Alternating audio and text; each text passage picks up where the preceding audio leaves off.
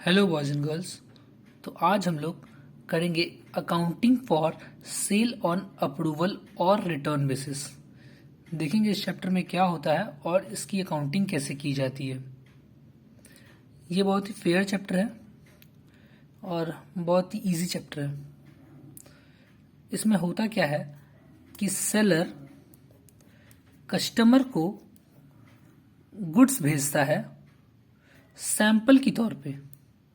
Sample के तौर पे बोलने का मतलब कि या तो कस्टमर इन गुड्स को एक्सेप्ट कर सकता है यानी अप्रूव कर सकता है,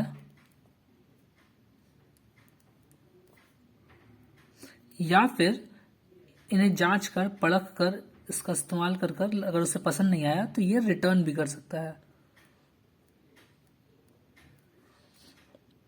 तो सेलर जब माल भेजता है तो वो एक तरह का सेल ट्रांजैक्शन होता है, पर वो सेल ट्रांजैक्शन कंप्लीट नहीं होता है। अगर वो अप्रूव करेगा तो वो एक्चुअल सेल बनेगा, और अगर वो रिटर्न कर दिया तब वो सेल नहीं होगा। इसीलिए इस चैप्टर का नाम सेल ऑन अप्रूवल और रिटर्न बेसिस है, जहाँ पे सेल या तो अप्रूवल पे एंट्री होगी या तो रिटर्न पे एंट्री होगी। आइए देखते हैं इस चैप्टर का स्कोप क्या है और किस तरह के क्वेश्चंस आते हैं। तो इस चैप्टर में किस तरह के क्वेश्चंस पूछे जाते हैं, या तो हमें इस कंडीशन का जर्नल एंट्री पास करना होता है या तो इसका बैलेंस शीट में एडजस्टमेंट करना होता है। बेसिकली यही दो तरह के क्वेश्चंस पूछे जाते हैं। बाकी तो आप समझ ही सकते हैं कि अगर जर्नल एंट्री पास कर ले रहे हैं तो हम लोग फिर किसी भी तरह का अकाउंट वगैरह बना देंगे अगर पूछा जाए हमसे तो आइए जानते हैं कि इसके पीछे की स्टोरी क्या है। देखिए, एक अकाउंटिंग या फिर फाइनेंशियल ईयर होता है जिसमें हमें काम करना पड़ता है। या तो वो अकाउंटिंग ईयर होता है, अकाउंटिंग ईयर बोलने का मतलब 1 अप्रैल से 31 मार्च तक, या तो वो फाइनेंशियल ईयर होता है। फाइनेंशियल ईयर बोलने का मतलब कि 1 जनवरी से 31 दिसंबर तक। मान लीजिए इस फाइनेंशियल ईयर के बीच एक सोल प्रोप्राइटर बिजनेस कर रहा है। उस सोल प्रोप्राइटर का नाम है मिस्टर ए। वो अपने कस्टमर को 1000 पीसेस ऑफ गुड्स सैंपल के तौर पे दिया। मिस्टर ए अपने कस्टमर को 1000 पीस सैंपल के तौर पे दिया और बोला कि आप चेक कर लीजिए, अगर आपको सही लगे तो फिर आप इसे सेल कंफर्म कर दीजिए, और अगर सही न लगे तो मुझे वापस कर दीजिएगा। ड्यूरिंग द ईयर, साल के बीच में जो भी कस्टमर था मिस्टर ए का, वो 400 पीस को रिटर्न का कंफर्मेशन दे देता है। मतलब वो कंफर्म कर देता है कि ये 400 पीस हम नहीं लेंगे, जबकि वो 230 पीस को अच्छा पाता है और 230 पीस को अप्रूव कर देता है कि हाँ, ये 230 पीस तो हम ले रहे हैं। तो कस्टमर ने क्या किया, 400 पीस वापस कर दिया और 230 पीस अप्रूव कर लिया कि ये हम रख रहे हैं, ये सही है। पूरा चेकिंग इंस्पेक्शन नहीं करने की वजह से ईयर एंडिंग पास आ गया। ईयर एंडिंग अगर आपका अकाउंटिंग ईयर है तो 31 मार्च होगा ईयर एंडिंग, और अगर आपका फाइनेंशियल ईयर है तो 31 दिसंबर होगा आपका ईयर एंडिंग। सपोज कर लीजिए ईयर एंडिंग आ गया और nothing is confirmed for 370 pieces. कुछ भी कंफर्मेशन बाकी का 370 पीसेस का नहीं मिला। बाकी कौन सा 370 पीसेस? देखिए, 1000 पीसेस हम लोगों ने दिया था, 400 पीस उसने रिटर्न कर दिया, कंफर्म कर दिया कि ये नहीं लेंगे, रिटर्न कर दिया, और 230 पीस वो कंफर्म कर दिया कि ले रहे हैं, ठीक है। पर बाकी 370 पीस का कोई भी इंफॉर्मेशन नहीं दिया है और ईयर एंडिंग आ गया। इस केस में हमें करना पड़ता है accounting for sale on approval और रिटर्न बेसिस। ये 370 पीस का या फिर इस पूरे ट्रांजैक्शन का जैसे हम रिकॉर्डिंग करेंगे, इसी रिकॉर्डिंग को accounting for sale on approval और रिटर्न बेसिस कहते हैं। तो देखिए, इन 370 पीस का रिकॉर्डिंग कैसे किया जाएगा। ये 370 पीस कस्टमर के पास है, उससे हम वापस भी नहीं ले सकते कि ईयर एंडिंग आ गया भाई, आप हमको वापस कर दीजिए। पर इसका ऊपर हम लोग के पास कुछ कंफर्मेशन भी नहीं है कि इसको आफ्टर ऑल लिखे क्या, इसको सेल माने या सेल नहीं माने। सेल मानना भी गलत हो जाएगा, और सेल नहीं मानना, अगर मान लीजिए हम सेल नहीं मानते हैं तो फिर हमसे सवाल पूछा जाएगा कि अगर ये 370 पीस सेल नहीं हुआ है तो ये 370 पीस गया कहाँ, स्टॉक में दिख क्यों नहीं रहा है। ठीक है, तो देखिए इसका अकाउंटिंग कैसे करते हैं। देखिए कहानी के वापस से शुरुआत में जाते हैं। जब सेलर ने सैंपल के तौर पे कस्टमर को 1000 पीस दिया था, तभी उस 1000 पीस को सेलर अपने बुक्स ऑफ अकाउंट्स में सेल रिकॉर्ड कर लेगा, सेल मान लेगा। और जाहिर सा बात है ये जो सेल है ये कॉस्ट प्राइस पे तो होगा नहीं, ये होगा इनवॉइस प्राइस पे। इनवॉइस प्राइस क्या होता है, कॉस्ट पे हम प्रॉफिट लगाते हैं तब आ जाता है हमारा इनवॉइस प्राइस। तो मिस्टर ए जो सैंपल के तौर पे गुड्स दिया है उसे वो सेल मान लेगा और सेल की एंट्री पास कर देगा अपने बुक्स में इनवॉइस प्राइस पे। जनरली ये जो सेल होती है ये क्रेडिट बेसिस पे होती है, क्योंकि वो सैंपल के तौर पे ले रहा है ना, तो वो संग संग पैसा नहीं देगा। वो क्या करेगा, उधारी पे माल लेगा चेक करने के लिए। तो ये जो सेल का एंट्री होगा ये हम लोग का क्रेडिट ट्रांजैक्शन होगा। तो क्रेडिट सेल का एंट्री जनरली क्या होता है, तो क्रेडिट सेल का एंट्री होगा debtors account debit to sales account. जब गुड्स हम लोग भेज रहे हैं इनवॉइस प्राइस पे तो उस समय एंट्री होगा debtors account debit to sales account, क्योंकि हम लोग इसे क्रेडिट सेल मान लेते हैं। आइए अब आगे देखते हैं। जब वो कस्टमर 400 पीस रिटर्न कर रहा है तो जाहिर सा बात है ये सेल को हम कैंसिल करेंगे और रिवर्स एंट्री पास कर देंगे। देखिए कैसे, तो अगर कस्टमर गुड्स रिटर्न कर दे रहा है तो हम लोग एंट्री पास करेंगे sales account debit to debtors account.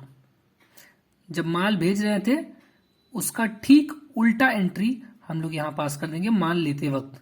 याद रखिए यहां सेल्स रिटर्न नहीं होगा क्योंकि ये एक्चुअल सेल कभी था ही नहीं, तो ये थोड़ा हैम्पर कर सकता है हमारा अकाउंटिंग सिचुएशन अगर हम इसे सेल्स रिटर्न माने तो। इसीलिए बेटर यही है कि जब माल भेज रहे हैं तो उसे हम सेल्स माने, और जब माल वापस आ रहा है हमारे पास तो उसे हम सेल्स रिटर्न माने। याद रखिए जब जिस प्राइस पे हम माल भेज रहे हैं उसी प्राइस पे माल रिटर्न होगा, मतलब एट इनवॉइस प्राइस पे होगा। ये क्वेश्चन में गिवन हो या ना गिवन हो ये इंप्लाइड है कि जिस रेट पे माल भेजा जा रहा है उसी रेट पे माल रिटर्न होगा। आइए आगे देखते हैं। जब कस्टमर 230 पीस अप्रूव कर ले रहा है, मतलब इसको सैंक्शन कर दे रहा है कि हम ये 230 पीस लेंगे, तो तीन कंडीशंस अराइज कर सकते हैं। या तो जिस दाम पे वो भेजा है उसी दाम पे यानी इनवॉइस प्राइस पे लेगा, या तो थोड़ा बहुत डिस्काउंट पे लेगा,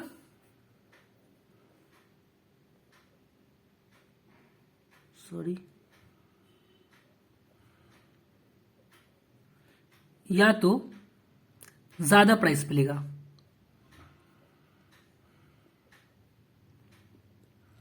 ये तीन केसेस अराइज कर सकते हैं। जब वो कंफर्म कर रहा है कि हम 230 पीस लेंगे तो तीन केसेस आ सकते हैं, या तो जितना दाम बोला गया उतना पे लेगा, या तो उससे कुछ कम करवाएगा, या तो उससे ज्यादा दाम पे लेगा। देखिए इन तीन केसेस का रिस्पेक्टिव जर्नल एंट्रीज क्या होगा। देखिए when goods accepted eight invoice price, invoice price मतलब जिस दाम पे माल को भेजा गया था उसी दाम पे जब कस्टमर गुड्स को एक्सेप्ट कर लेता है तो हम लोग कोई एंट्री पास नहीं करता है, क्योंकि जब माल भेजे थे तभी तो हमने सेल्स का एंट्री मार दिया था। तो अब हमें कोई एंट्री अलग से पास करने की जरूरत नहीं है। जब गुड्स एक्सेप्ट किया जाता है एट ए डिस्काउंट, डिस्काउंट बोलने का मतलब मान लीजिए हमने 10 रुपए में माल भेजा था, इनवॉइस प्राइस 10 रुपए था, पर वो जब एक्सेप्ट किया तो कुछ रिक्वेस्ट किया और बोला कि 8 रुपए में गुड्स को वो लेगा, तो डिस्काउंट कितना हो गया, 2 रुपया हो गया। इस केस में हम लोग का 2 रुपया से जो सेल्स का एंट्री हम मारे थे क्योंकि जब हम गुड्स को भेजे थे तो उस टाइम पे आईपी पे सेल्स किए होंगे, इनवॉइस प्राइस पे सेल्स किए होंगे। तो इनवॉइस प्राइस हम लोग का 10 रुपया था, तो जब हम माल भेजते वक्त सेल का एंट्री मारे होंगे तो 10 रुपये पे मारे होंगे। और क्योंकि वो ले रहा है 8 रुपये पे, तो 2 रुपया वो सेल का एंट्री हम लोग को कम करना पड़ेगा, इसलिए 2 रुपया का रिवर्स एंट्री मार देंगे। ठीक है, तो sales account debit to debtor, क्योंकि जब भेजते वक्त क्या एंट्री था, debtor account debit to sales था, तो अब sales account debit to debtor होगा और यहां पे डिस्काउंट वाला वैल्यू जाएगा, यानी कि 2 रुपया। यहां पे भी सेम। क्लियर है? अब देखिए अगला केस, जब गुड्स को एक्सेप्ट तो कर रहा है पर एट अ हायर वैल्यू, ज्यादा वैल्यू पे एक्सेप्ट कर रहा है। ऐसा क्यों? ऐसा हो सकता है कि जब हम माल भेजे थे तो उसका मार्केट वैल्यू कम था और जिस जिस दिन वो एक्सेप्ट कर रहा है उस दिन उसका मार्केट वैल्यू बढ़ गया। तो अगर वो गुड्स एक्सेप्ट कर रहा है at a value higher than IP, invoice price से ज्यादा पे अगर वो एक्सेप्ट कर रहा है, मान लीजिए जब माल भेजे थे तो 10 रुपए में भेजे थे, इनवॉइस प्राइस 10 रुपए था, आज के डेट पे जब वो एक्सेप्ट कर रहा है तो आज के डेट पे वो 13 रुपए पर पीस हो गया। तो कितना रुपया बढ़ गया? 3 रुपए बढ़ गया। तो ये 3 रुपए का एंट्री हम लोग वापस से सेल का मानेंगे और सेल का वैल्यू को बढ़ा देंगे, क्योंकि एक्चुअल सेल तो हम लोग का 10 रुपए का हुआ नहीं, 13 रुपए का हो गया।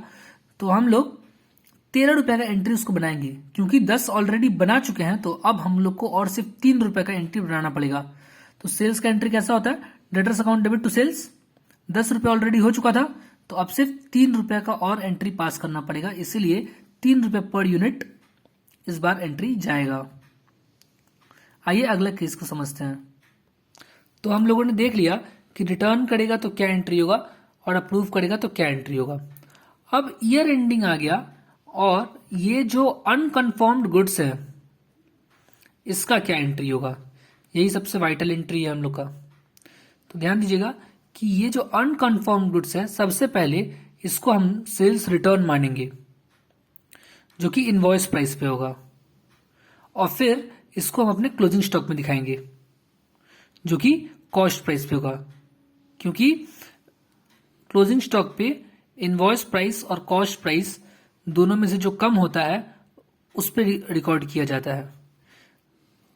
ये प्रोबेबली चांस है कि अक्सर हम लोग का इनवॉइस प्राइस ज्यादा होगा, क्योंकि लॉस में तो हम बेचेंगे नहीं, तो ऑब्वियस सी बात है कि हमारे इनवॉइस प्राइस ज्यादा होगा, तो हम लोग जब भी स्टॉक में इसका रिकॉर्डिंग करेंगे तो उसको कॉस्ट प्राइस पे करेंगे। ठीक है, देखिए कैसे करते हैं। तो देखिए, जो अनकन्फर्म गुड्स होते हैं उसके लिए सबसे पहले हम सेल्स रिटर्न का एंट्री मारते हैं। मतलब सेल्स रिटर्न बोलने का मतलब जो सेल्स किए थे उसको पहले कैंसिल करते हैं, और ये इनवॉइस प्राइस पे करते हैं। मतलब जिस प्राइस पे माल को भेजे थे, मान लीजिए 20 रुपए में माल को भेजे थे, तो रिटर्न भी 20 रुपए के हिसाब से होगा, यानी 20 इंटू 370। और जो माल आ गया, देखिए ये सेल्स रिटर्न तो कर दिए पर मेरे स्टॉक में तो ये नहीं है। जाहिर सा बात है, ओनर हमसे पूछेगा कि अगर सेल हुआ ही नहीं तो फिर ये स्टॉक में क्यों नहीं है, उसे लगेगा कि हमने चोरी कर लिया है। तो इसीलिए फिर से क्लोजिंग स्टॉक में एंट्री दिखाएंगे, स्टॉक लाइंग विद कस्टमर, क्योंकि क्लोजिंग स्टॉक में नहीं दिखा सकते क्योंकि वो स्टॉक में भी है नहीं मेरे पास। तो हम लोग उसके लिए अकाउंट खोलेंगे, stock lying with customer account debit to trading account, जो क्लोजिंग स्टॉक का बेसिक जर्नल होता है, और ये रिकॉर्ड होगा कॉस्ट प्राइस पे। मान लीजिए कि कॉस्ट प्राइस 15 रुपया है, तो ये होगा 15 इंटू 370। तो कुछ इस हिसाब से होती हैं हमारे accounting for sale and approval और रिटर्न बेसिस की जर्नल्स। ठीक है, बहुत सिंपल है। अगला वीडियो में हम लोग कुछ सम्स उठाएंगे और देखेंगे कि ये चैप्टर कितना सिंपल है। Thank you.